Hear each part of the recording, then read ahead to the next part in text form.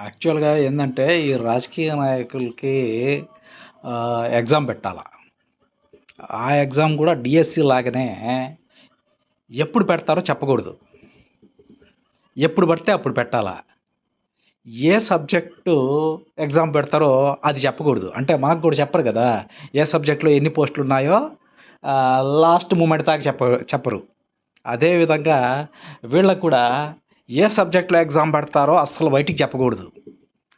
ఏ notification ఇచ్చి exam రాయమని చెప్పాలా. నోటిఫికేషన్ ఇచ్చిన తర్వాత వీళ్ళకి ప్రిపేర్ అవ్వడానికి టైం ఇవ్వకూడదు. అదేందంటే, ఇన్ని సంవత్సరాలు టైం ఇచ్చాం కదా అని చెప్పాలా.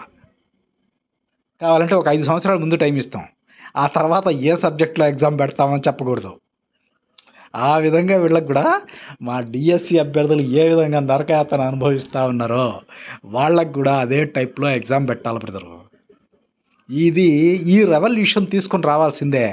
ఈ నిరుద్యోగులు అంటే ఈ గవర్నమెంట్ ఏ గవర్నమెంట్‌కైనా సరే అసలు ఏం లెక్క అనేది ఉండదు. వాళ్ళ జీవితాలు ఎట్లా పోయినా కూడా వీళ్ళకి అసలు అనవసరం. అది ఏ రాజకీయ నాయకుడైనా సరే అంతే అన్నమాట. జగన్మోహన్ రెడ్డిని చూసాం, అదే పరిస్థితి. 5 సంవత్సరాల నుంచి చివరికి హ్యాండ్ ఇచ్చాడు. సరే చంద్రబాబుని నమ్ముకుని ఆయనకి ఓటేసాం.